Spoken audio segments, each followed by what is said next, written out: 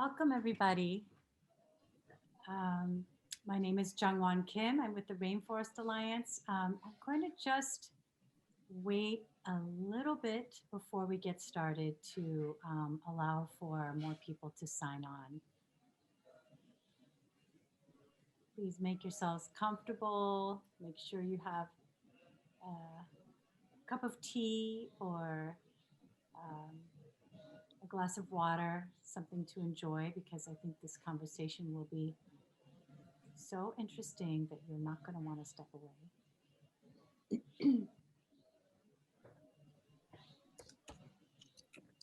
And for those of you who are just joining, I wanted to point out a couple of things. The first is that we have live captioning for this event. You just go to the bottom right and you select live transcript. And you will then get live captioning throughout the course of the whole conversation. And I also wanted to call attention to the Q&A box, also on the bottom right of your Zoom screen. Sure that you'll have lots of questions to ask our esteemed guest today. So please type them in the Q&A. I can't promise that we'll get to all of them, but we will do our best to get to as many as we can.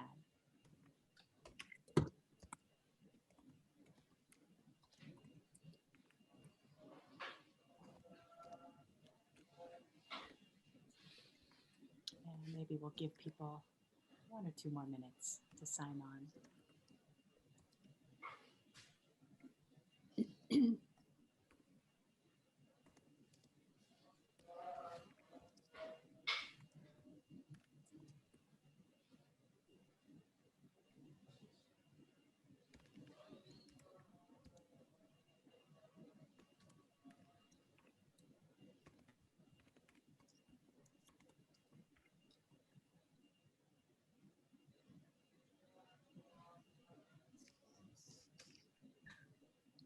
Good evening, everybody. For those of you who are just joining, I would like to encourage you to drop any questions you have into the Q&A box on the bottom right. And I also want to call attention to the live captioning that you can turn on by selecting the live transcript button, also on the bottom right. And now we've had a few minutes for more people to sign on. Oh, you know what? The numbers are climbing and climbing. Maybe I'll just wait 1 more minute because it seems like a lot of people are still joining as we speak.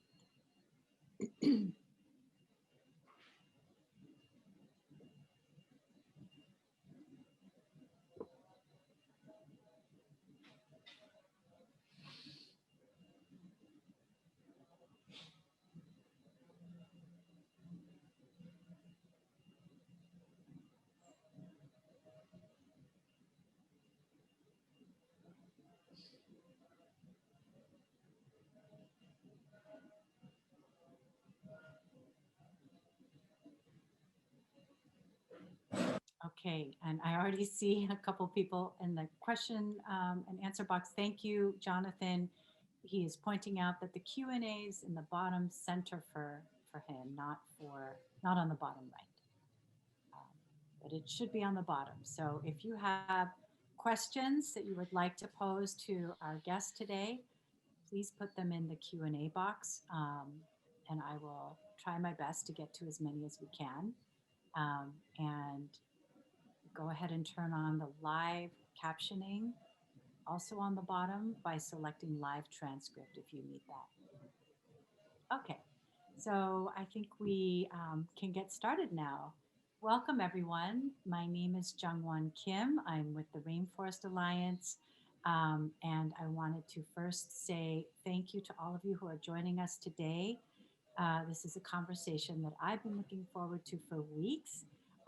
And I also want to say thank you so much to our guests, Dan Barber and Eko Purnomowidi. I'm going to tell you a little bit more about them in a minute. But first, I wanted to um, let you know what we're going to be talking about today. We are here to talk about both the historical roots and the exciting potential, future potential of regenerative agriculture to heal our planet, to heal what many believe are our broken food systems. And because we're going to be sort of connecting the indigenous roots um, of farming to the current regenerative practices, I thought it would be appropriate to begin by acknowledging that I'm zooming in from Lenape land, also known as Brooklyn, New York. Um, and Eko is joining us from Indonesia. And Dan is joining us, I believe, from upstate New York, but you can correct me later if I'm wrong. Um, so, if you feel like you've been hearing the term regenerative farming a lot these days, it's because you have. We all have. I think regenerative agriculture, regenerative in general, has become something of a buzzword in certain circles, especially sustainability circles. Because the Rainforest Alliance works with a lot of indigenous communities in Latin America, Africa, and Asia. To me, it's important for us to anchor any conversation that we have about regenerative agriculture with a little history. In fact, indigenous farmers created some of the best known and most important regenerative farming techniques like agroforestry, crop rotation, intercropping, uh, polyculture, and even water harvesting and management techniques. Some of these methods have spread far and wide. There's one particular type of polyculture that became rather popular and famous because of the wonderful book Braiding Sweetgrass by Robin Wall Kimmerer. And it's called The Three Sisters: Corn, Beans, and Squash. And I learned recently that that's a practice that originated in Mesoamerica and traveled as far north as the Iroquois Nation um, here in North America. So, anyway, the reason that regenerative farming is suddenly a hot topic of conversation is because this way of farming heals the soil. It protects the land and protects our waterways and also helps to stabilize our climate. Um, one of the more interesting and provocative questions that we at the Rainforest Alliance have been asking ourselves is whether the regenerative approach is something that we can actually scale up enough to meet the demands of our growing global population. So today, I'm delighted to have an opportunity to talk with two experts on regenerative agriculture, Dan Barber and Eko Purnomowidi. I'm going to first introduce Dan. I'm sorry, first I'm going to introduce Eko for those who don't know him. Eko is a co-founder of Classic Beans Coffee Cooperative. That's the very first Rainforest Alliance certified coffee group in Indonesia. It's hard to really give Eko a label because he does so many things, but one of the more important things he does is educate farmers and residents in Indonesia about the importance of regenerative farming methods, forest conservation, and nutrition. And the beautiful thing about his work is that he grounds all of these things in traditional Indonesian practices. Um, so, Eko, I wanted to just bring you on screen and give you a chance to say hello, and maybe just in like 1 or 2 minutes, tell us why you're such a believer in regenerative agriculture. Oh, thank you. Thank you, Jungwon. Good morning, no, good afternoon, everyone. Thank you for having me. We do the coffee agroforestry concept long time before. Before that, we facing the landslides, forest fires, earthquake. So we lost a lot of neighbors. We lost forests and its beauty. So it was very sad that time. So everything cannot go back to how it was before, especially if we look into the eyes of survivors who lost their home. So after that time, we decided it's time to improve the environment. It's time to us to action, to do some actions. After evacuations and trauma healing, then we start the nursery for reforestation. We start reforest the land, and it took more than 15 years to grow it into a forest again. And it's not as beauty as before. So since then, we have always protected forests, forested, reforested, and encouraged community to only grow the agroforest plantation if they want to do farming. So in Java, human are leaves. Human are leaves like this, and and uh, and the rivers are a tree trunk and branches, and while water springs are roots of the tree. So how about the mountains? The mountains is the earth's barrel, according to Java philosophy, water tank. The leaves, if we look them from above, it describes the river systems. Yes. But if we flip, if we view from below, so if this one, it describes the mountain systems. Leaves, when alive, produce oxygen and night and carbon day and night. But when death like this, become humus for soil fertility and source of nitrogen. That's for beautiful. Plants to continue their lives. So everything is cycles. Everything is cycles and regenerates. So in Java also, all the landscapes are forests. One third of the landscapes is forbidden forest. So home of wildlife and as well as springs, rivers, and mountains. And Eko. 2/3. Eko. Yes. I'm so sorry. I'm too long, right? No. Well, we could just keep talking about this because it's so fascinating, and I love that you brought the leaves, to talk about one of the most interesting parts of this way of looking at things, the micro and the macro. Okay. But first, I want to introduce Dan, then we can go deeper into this conversation. Okay. But thank you so much. So now there's Dan. Hi, Dan. Hello. And for many of you, Dan probably does not need an introduction, but for a few of you, he might. So I will introduce Dan Barber. He is the chef and co-owner of Blue Hill and Blue Hill at Stone Barns. He wrote the amazing book, The Third Plate.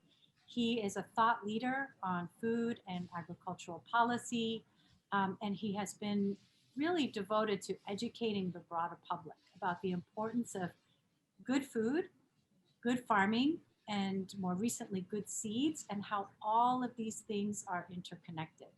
And he does it with a lot of philosophy and humor. So I'd really encourage you all to, if you are not familiar with Dan's work, to look it up. It will definitely bring a smile to your face and give you a lot to chew on, literally and figuratively. Oh God, I better be funny. No, sorry, I have so much pressure. Anyway, Dan, when we first approached you about having a talk on regenerative agriculture, you said yes, and you were really excited about it. And obviously, you are a believer. Do you want to just, briefly tell us why you're really going hard in this direction? Well, my shiv is deliciousness. So I'm an environmentalist, like probably everybody on this Zoom call. But my interest is really about flavor, because I'm a chef, and I'm driven by making me look like a better chef. That's what my day in and day out job is all about. And it's a very nice correspondence that when I'm pursuing this jaw-dropping deliciousness, I'm also pursuing the kind of regenerative agriculture that is so important for our planet's future. Just to say a thing about regenerative, because we now used that word 100 times, and and it's barely 15 minutes into our conversation. It's being tossed around a lot, which always worries me because that means it's getting dumbed down a lot. And corporations mainly see an opportunity to call themselves regenerative. So I wanted to give you an example of a regenerative farm that I got to know because of the flavor of the wheat that they produced. The farm is run by a man named Klaus Martens. It's in upstate New York. And I went there many years ago because I had become quite well known for baking and fresh milling one of his varieties of wheat called emmer wheat, which is a delicious wheat. And I produced this bread, the whole grain, fresh milled bread that our diners sold their firstborn to have another slice kind of thing. And I decided that I was setting out to write a book, and I wanted to first start with a recipe of really farm to table, of a direct relationship with a farmer that produced a kind of deliciousness that I was tasting through this grain. So I went to his farm. I'm standing in the middle of the entire farm, which is 2,500 acres.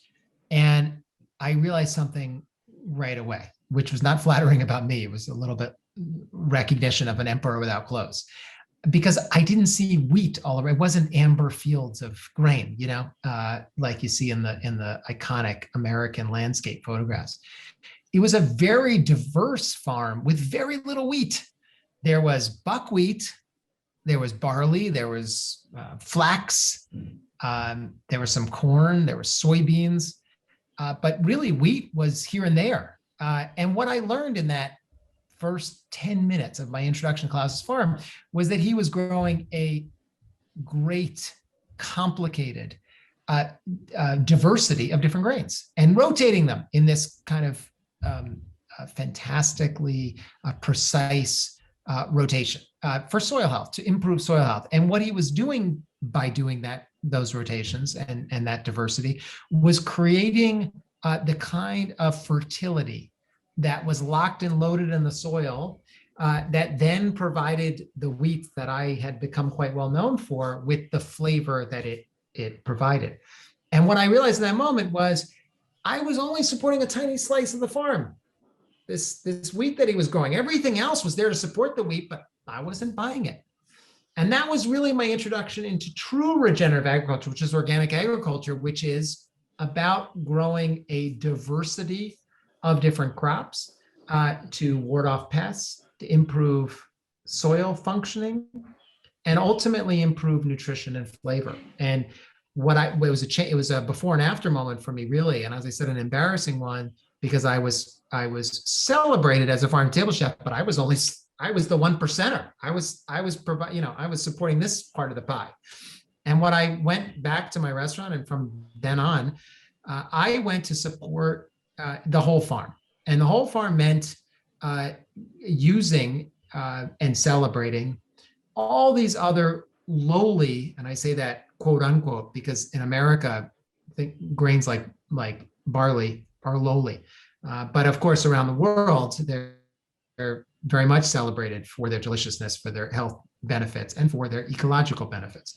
And so I made it my life's work as a chef, really, to support the diversity of the farm in the pursuit of the flavor of the wheat. And if I wanted the wheat, I needed to support the entirety of the pie. And that became my life's work. It turns out that, at that time, Klaus, the farmer, was selling that diversity of grains to animal feed. He was getting pennies on the dollar, and he was making the money on the wheat and on the organic corn. And the travesty of that, besides all the loss of deliciousness that people weren't allowing themselves, and a chef like me wasn't allowing myself to indulge in, was that the wheat was quite expensive. You were really paying for everything else on the farm. And that's where organic agriculture gets the reputation of being expensive, because of course it's expensive. You're paying for everything else that nobody wants to eat. So that It's a really whole changed system. my cooking philosophy and introduced me to the true idea and ideals of regenerative farming. Mhm. Yeah, it's a whole system. And, you know, it's interesting as you describe that kind of farm with that kind of diversity. Of course, you know, to me and probably to most of our listeners here, it makes sense right off the bat why that would work. But it's so far from what our sort of mainstream food supply chains are like. You know, it's a lot of monoculture. You go to a big box store and you buy, you know, a plastic tub of arugula that doesn't even have a bite when you taste it, right? I don't want to spend too much time on the problem, but I do think it's important to kind of frame the problem. What what is harmful about the arugula in the bin that was grown in a monocrop system somewhere that might not even be climate appropriate? I'm going to pose that Just said question to it. you. It's not, you just said it, that it doesn't taste good. That's not just unfortunate. That doesn't work. It doesn't work. Mhm. So people eat less arugula or less vegetables because why would you? Because, you know, someone's pointing their finger saying you should eat more whole grains or you should eat more chlorophyll filled vegetable. I mean, who the hell's, how long will that last? About as long as this conversation, which Mhm. is the problem. You know, we're driven by a human being, and Americans especially are driven by a hedonistic impulse. We're actually pretty good at hedonism. So I enjoy the challenge here in part because we're really talking about the pursuit of pleasure, and that's a great conversation to be in. I mean, look at the environmental movement. What the hell is pleasurable about confronting, you know, carbon sequestration? It's like everything in the environmental conversation is about giving up something, especially for Americans. But the food movement and the true regenerative food movement, organic movement, is really about being greedy for more diversity, more flavor, more fertility, more nutrition. It's there, and that's why I'm excited about the future. Actually, I'm usually pretty cynical about the future. I'm quite excited about the future in the sense that it's rooted in the hedonistic pursuit Of pleasure. You know, that actually reminds me of a project that Eko is working on, a new project. And it's interesting because, I mean, he does a lot of agroforestry with his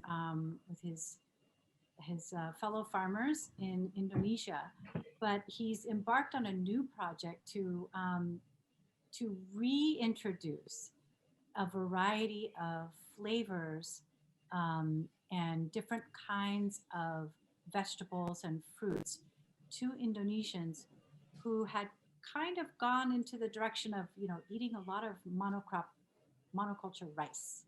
So there was a, can you talk a little bit about why you're doing that, Eko, and how have you been enticing people? You know, how have you been using, I guess, the pleasure of flavor and food to educate people in your region? Yes, I agree with Dan. If we are looking for flavors, we should do not monoculture. So only diversity can make a very good flavor on any food. So it's impossible if you produce a very good coffee if you're not preserve the nature. It's impossible. So in our side, after many years of reforestation, then we want to encourage more people. So we need to downscale from our agroforest project in the past, and we downscale to very small garden. So just to engage more people in the town, that look, you're not if you don't know how is forest diversity, then you see this garden. So this is diversity. So how is the food? The food is so delicious because of nutrition. The nutrition is full. just because everything is regenerate and then everything is rotating. In my country, there is a lot of problem with malnutrition. So if, especially the kids, so if we chasing the food just for eating our beliefs, then we will facing a lot of problem in the futures with the malnutrition, with the stunted growth of the kids, and that's the problem for the futures. That's why we start small projects in Salatiga, small village, introduce more people to how to planting, how easy, how is the soil, and then how to trap the water from the rainwater, and then all those things we scale down, and then we start from the scratch, very small. So our belief is like people in the future understand that for umami taste, you don't need to do all the monoculture, because if you do monoculture with umami, if we are only looking for umami artificials, let's see, not from the natures, because umami can get from the natures if you eat organic foods, if you eat the regenerative farming's product, or if you eat in the place that the fresh air, the fresh oxygen are around. So you will somehow connect, and then you get the umami. So umami is not for every time. So we are not, you don't need to chasing umami just for artificial. So, and then also in Java, we want to recall everybody that in Java the landscapes is 1/3 is the landscape is forbidden forest. All landscape are forests for Javanese. 1/3 is for the forbidden forest, including rivers, mountains, and then that's for wildlife. And the 2/3 are leaves forest. So leaves forest is us. So this, if you see, this is the leaves. The leaves in Java is us, human habitat. So human cannot go enter the forest or the mountains or the wildlife just for for farming, cannot. So then when people collecting again, understand again, so they know that the farming is healing, not just feeding. And then farmers obligate to maintain continuity of the plant regenerations. So it's a small project. It started 2 years, but we are moving on. Of course, we are still survive, but it's time to move, to look for solutions. That's so interesting. I want to just go back because I am worried that not everybody knows what umami refers to. I'm sure Okay. a lot of people do, but I think actually we have a chef. So, Dan, how do you translate umami for? Well, I'm interested on how Eko describes it or defines it. Yeah. What is I'll play off umami? that. How do you describe what is umami? I don't think everyone understands what is umami. Is the it's me. So umami is like if you eat something and then your thyroid reactions, and then it's feel delicious just here, not enter here.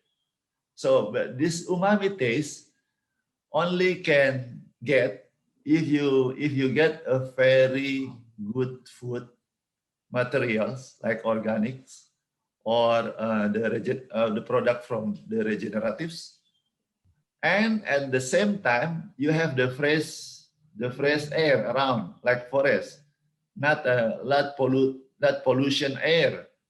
So it's connect to your brain, and because our brains food is oxygen, fresh oxygen, and good glucose.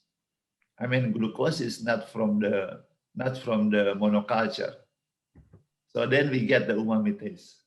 but not every time. So now people looking for this umami like every day, because with the artificial recipe, all is preservatives, color, everything. So it's open this steroid more often, and then for the long terms, this is can give you a very serious disease of cancer here. So that's our experience in our place. So umami is like very delicious, very delicious. Dan, what do you think about? Oh, I think that's right. umami? Very delicious. We often describe umami as being a depth of flavor. Yes. If you've ever had a steak that is cryobagged in plastic, and then you have a steak that's dry aged and very intense, there's a complexity, a depth to the flavor that one would describe as umami. And the persistence. The persistence is key. It's when you taste something, does it linger? You know, when you taste a potato chip, it's a blast of fat, salt, and sugar, but it's not umami. So it's a quick fix, and very pleasing to people, but it lasts no time. And umami is much more complex, and usually takes, as Eko said, a kind of soil fertility, a kind of bank account in the soil that's translating that to the vegetable, the grain, or to the meat. Because if the animal's eating that grass that is from a well-fertilized, diversified field, then that's what you will taste. And it's one of those things that one has in their life and wants to pursue it again and again. So I hope that added to what Eko said, but that's been my experience. I think it's a good motivation for people Yeah, to exactly. pursue a more regenerative way of farming. You know, Eko, you've been doing that with classic beans, and I think what's really beautiful is that classic beans to me represents a bridge between the past and the future, right? And that's kind of what we're hoping to emulate, but maybe on a wider scale. Can you tell us a little bit about where you found the sort of traditional, indigenous, ecological knowledge? I know that there are some scriptures from Java, and you told me a little bit about what they say, but I was quite surprised at how detailed the instructions are. Can you tell us a little bit more about the scriptures that you use, and how do you use them with the farms?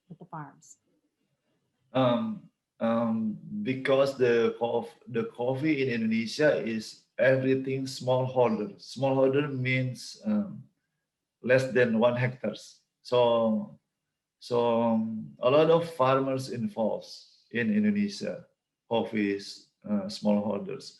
So, and the Arabica itself in the highlands, Robusta in the middle land, right? So when we walk into the community, and then we hear the fairy tales, we see the mountains, we see the rivers, and we start talking and walking.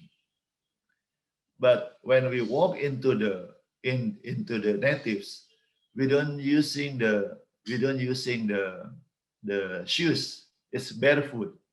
So when you do barefoot, you can feel the rich of the soils or the poor of the soils, or you also changing your perspectives that when you touch the grass, you will be more carefully, not like before. So with that kind of activity with the nature, so we collect a lot of fairy tales, and then at the end we get the scripts from many of them. So then that's the way. If we are not entering the natures, or we are not living side by side with the villagers, we won't get this, because then people will see you are a guest, so they will not tell.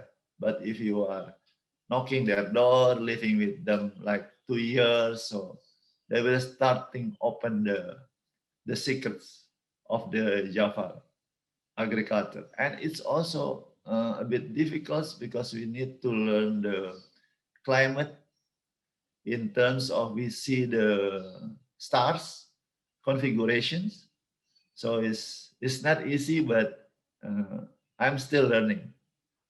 So I think that's my explanation. Thank you.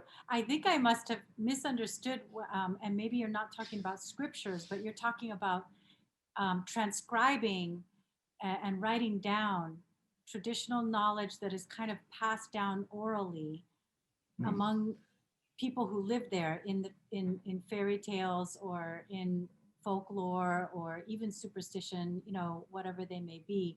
And you're then writing those down into the scripts. Is that correct? Yes, and then Okay.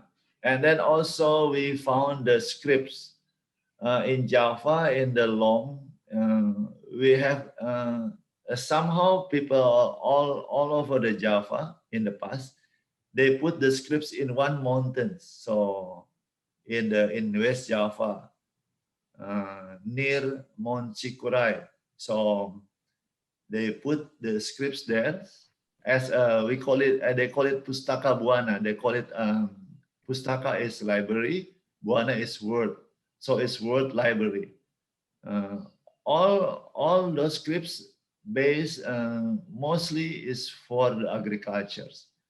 Mostly is for the forest, for people who living in the leaves forest, not to destroy, but they ensure on the scripts that all the food are sufficient for a human, something like that. But then we losing the alphabet. That's make us more difficult, because our alphabets now is A, B, C, D. So, but before we don't have this. So the generation like me, we are very little. We need to learn again the alphabets. That makes us more difficult to understand. Yeah, there's a lot of relearning, right? I think that's part of what this is about, and yet in some cases, like this farm that you visited, Dan, you know, there are these individuals who have really undertaken that journey to relearn or to learn, whether they're studying the old ways or innovating new ways.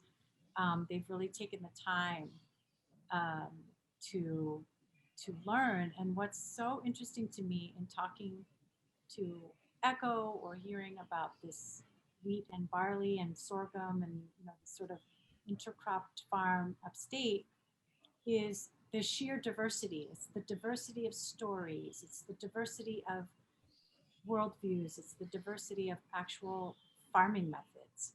And I wanted to ask you, Dan, about something I know you're really passionate about these days, which is seed diversity. And when we talk about regenerative farming, you know, people often talk about crop diversity, they talk about soil health, but seed diversity is also a critical part of the picture, right? Well, if we go back to the story of the hero Klaus Martens and his multi plant approach to soil fertility and to flavor and to nutrition, the takeaway is what you're saying. It's all about diversity. And one of the great trade-offs of agriculture versus some really indigenous cultures that that toe the line between agriculture and foraging. Hunter gatherers, going back to hunter gatherers, the trade-off with agriculture is that in order to produce food year after year after year, you are exhausting mainly soil fertility, and you are looking to replace that bank with the diversity. And that's the key component. When it comes to seeds, the problem with agriculture in large part is that we've headed in the other direction. We're heading towards less and less diversity in our vegetables and in our grains. And the result has been a crash in our ability to remain healthy through good food, and also a crash in our ecological response, as we see all across the world. And America is really leading the way. There are now four multinational companies that own about 65% of the future of food. That's seeds.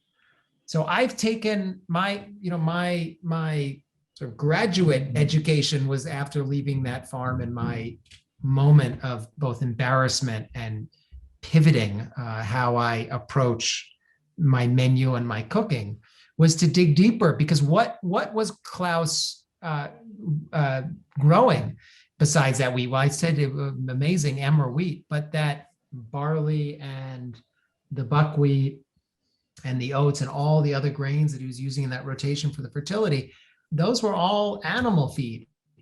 The interesting thing that I learned not long after that visit was that there's no difference between what Klaus grows for animals and what Klaus grows for your breakfast. So barley, for example, in this country is bred, the seed is bred for pigs. 100% of modern barley seed is bred for animal feed. Now, you and I are told, well, we've got to support regenerative, we've got to support whole grains, and therefore we should really be eating exactly grains like barley, a lot more of it. The problem, if you get right to the root of it, is that barley doesn't taste good in this country. Why? Because we're breeding it for pigs. So it's a circular something. And what the breeders will say is, well, nobody eats barley. So, if you go to your Whole Foods right now, if we left this conversation, you went to Whole Foods or a premier, premium market that would sell the best organic barley, let's say, in the country, you'd be still getting barley that was intercepted from bag feed, and it would be sold at Whole Foods. That's crazy. It's crazy. And you expect us to eat more barley. So I started a seed company in part in response to that, because it wasn't about heirloom or seeds that go way back to our great-great-grandparents. No, it was about taking the genetics of the past and bringing them up to date, bringing them so the farmers can actually make money growing them, and that we will be incentivized through deliciousness to eat more of it. And so, barley and the buckwheats and the oats are good examples of what we need to do right now. Today, we have found a report was released for 90 million acres of corn was planted this spring, and 80 million acres of soybeans. That's a record of the last couple of years. So it's about 170 million acres of two crops. That's the diversity from A to B. And what that's leaving out, of course, is all the potential for the kind of diversity that gives the regenerative, ecological approach to farming, and also a great and inventive cuisine that's delicious and nutritious. So we need to break up this cycle. And I feel strongly that if we don't start with seeds, we're putting too much pressure on the farmer, because I go back to Klaus. What options does he have but to grow the barley that's available to him to grow? So we need to break out of that cycle. And I feel very strongly that seeds is a place to start.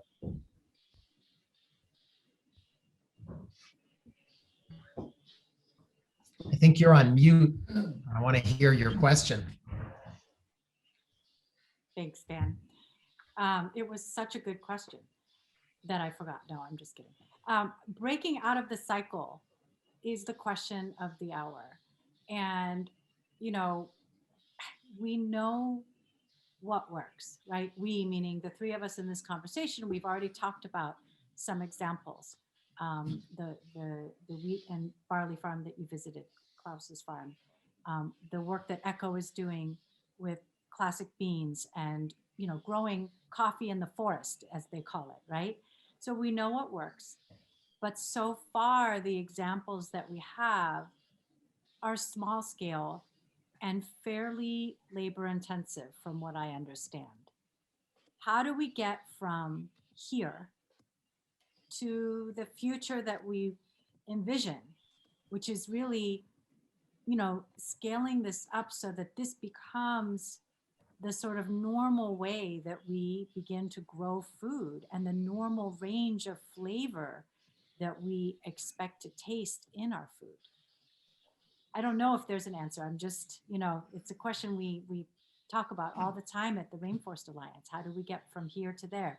How do we scale up this kind I'd be of careful of the question. My answer would be, I'd be careful of the question, because once you frame it as we've got to scale it up, you're lost. You're done.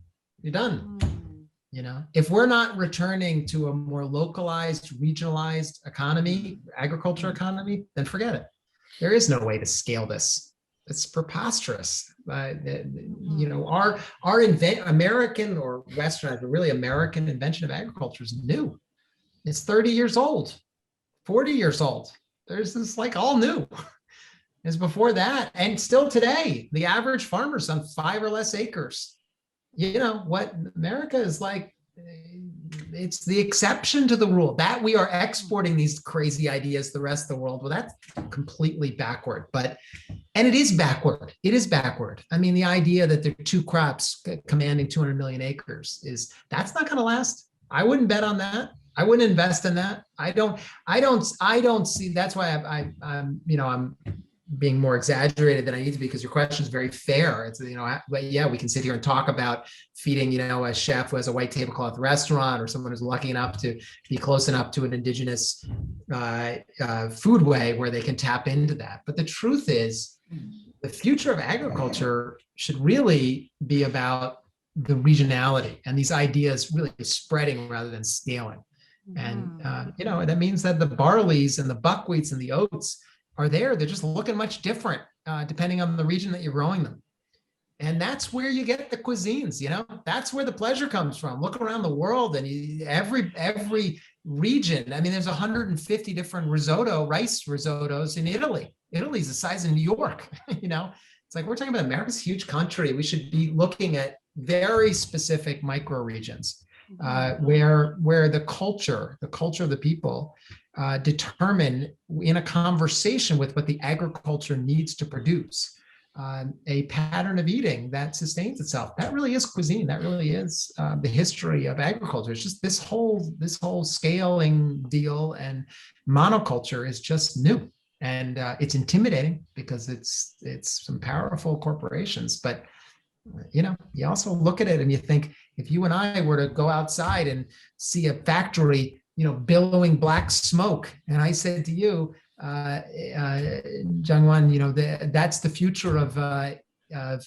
industry, you would say, that's not the future of industry. That's crazy. That's the Industrial Revolution. But that's what agriculture is. So it's going to disappear. The question is, what are we replacing with, and how quickly? So I'm as I said, a pessimist, but on this, I'm quite an optimist that we will revert to a future that is much more delicious, in part out of greed and in part out of having very little choice with what we are confronted with today.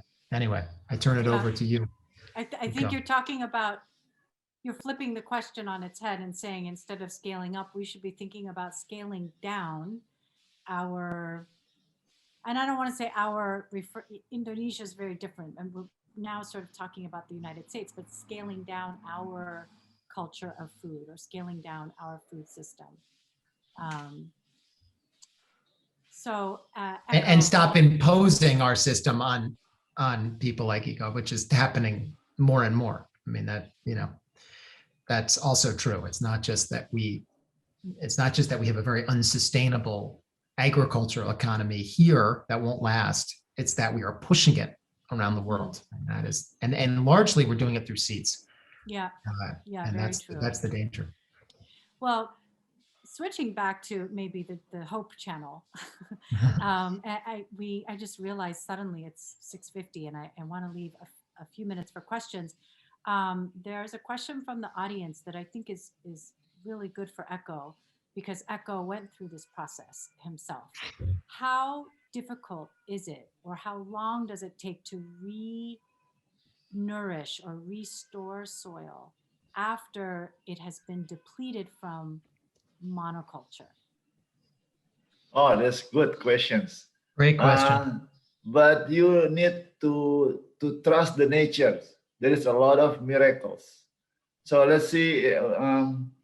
There is many like bamboo leaves. So in my experience, if we have a very monoculture area, then you want to turn to organics. Let's say like that, not to the forest but to organics. Then for us, we just pray first and talk to the soils, and then look, we want to healing you. Then we start. Then we start the soils. We cover with the bamboo leaves. So we just cover with bamboo leaves. So for 6 months, then the leaves is decomposing, and we start planting carrots on that, and we test. We start planting carrot on that piece of land, and after harvesting, well, we test the glyphosate, all the chemical residue before. It's gone. It's not. And then we start thinking, oh, now we know the miracle of the natures. When you Google and you see the leaves who are good for capture the carbon from the air, then use that leaves to put on the soils when you have the X monocultures, X full chemical fertilizer, and you'll see the miracles after 6 months.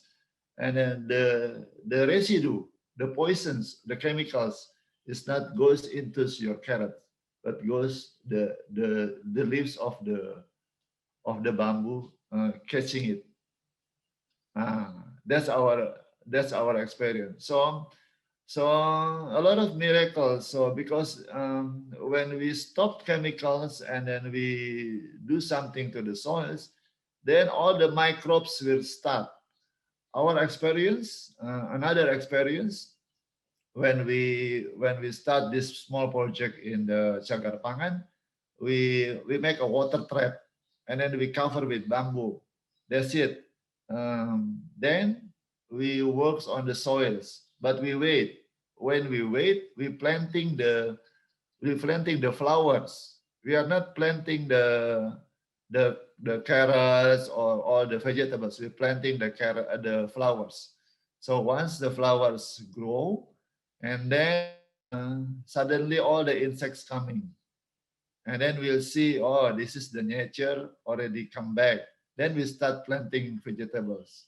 So there is many ways, and it's you need to trust yourselves and need to communicate with the soil itself. But you need to stick to your promise, not like I promise to do this and then you lie to the soil, something like that. So you need to your promise to the soil. So you'll see the miracle. 6 months until 1 year, you can see the miracles. So it's not long, actually. But if you don't start, of course it will long. But because we postpone, and we postpone. Something like that. And one thing, Jungwon, that in the healthy soils, you will find the wild grass or the weeds. So if you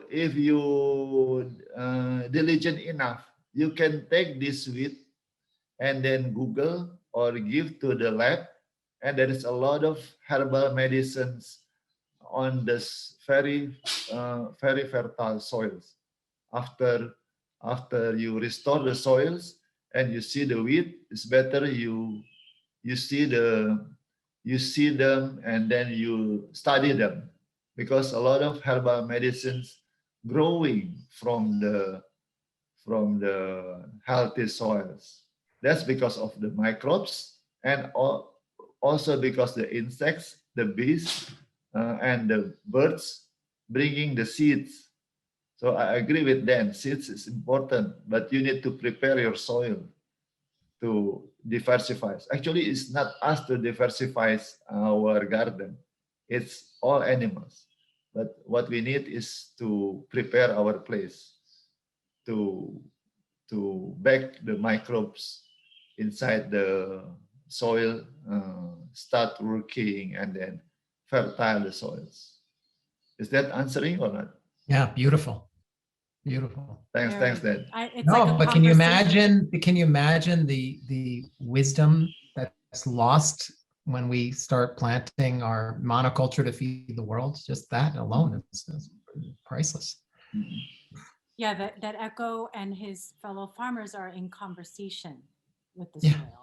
Yeah. And that is a way of looking at nature or our relationship to the land that it's so beautiful, and here in our part of the world, very rare. Which brings me to another question from the audience that I think is really interesting. Dan, I know you've traveled all over the world in search of the best flavors and the deepest umami. This person is asking which countries, in your experience, set a good example for policy that supports good farming. Mm. I mean, Italy is a great example. I'd say that specifically because, I mean, the food's so delicious, but I say it specifically because of the additives, like what they put into food that gets processed.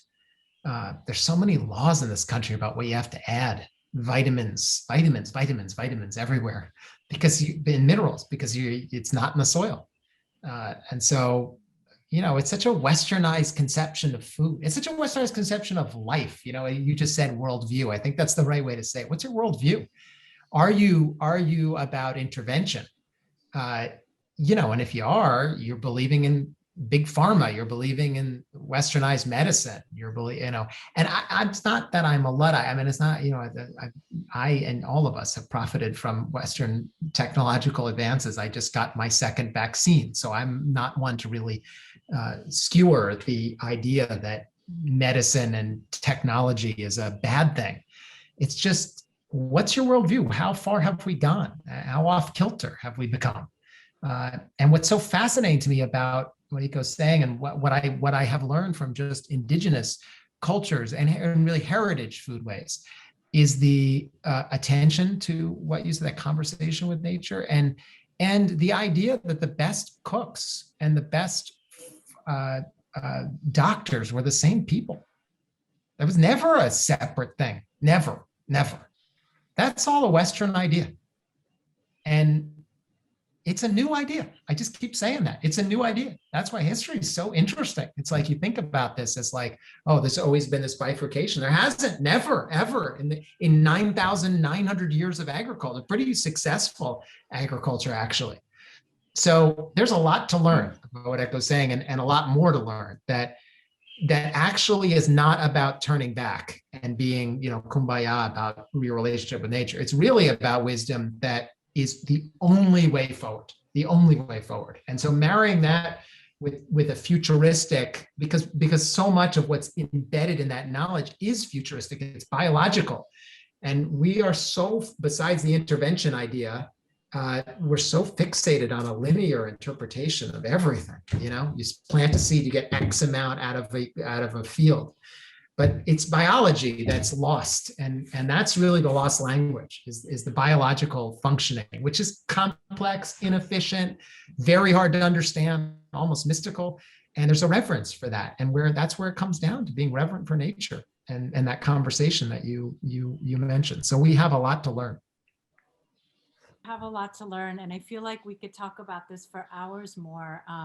Sadly, we are already at the end of our time, but I think, where we ended up is really thought provoking, and I encourage people to think about, a worldview where we are in conversation with the earth, where, like Eko said, talk to the soil and listen to what the soil says back. So if we can begin to put ourselves in that kind of mindset, and to really challenge ourselves to think in a different way, as Dan said, that is future thinking, right? This traditional ecological knowledge is future thinking because it's oriented to the long-term health of the soil, not quick gains in the short term. I wanted to thank both of you so much for a really, really interesting conversation. And Dan, I hope that you one day can go to Classic. I was just going to say, I want to visit Eko. I can't wait. Yes. Please come. I also can't wait to get there. All the visitors who come must actually sponsor or plant trees, native trees, which the farmers then take care of and grow into the coffee forest. To try to offset the travel. But I hope you do have a chance to taste the delicious coffee, which I've had, and it is exquisite coffee. And Eko, I'd love to try it. Hopefully the next time you come to New York, you will be able to make it up to Blue Hill and please, I would be honored. I'd be honored. Yeah, thank you. Thank you. Thank you for leading the discussion. Thank you. I see, sorry, we're 1 minute past, but there's a quick poll that's popped up on the screen. How about now? Do you feel comfortable spreading the word about regenerative agriculture? Because I think a lot of this is about changing our culture and scaling down and becoming more local. So that involves culture change. And if it's culture change, that means everyone who's listening has a role to play. So thank you. Thank you so Thank much. you. Thank you so much. Thank you. Please look out for the recording. Please look for the recording of this conversation later on our YouTube channel. Thank you so much. Thanks a lot. Bye-bye. Thank you so much. Bye. Thank you. Bye.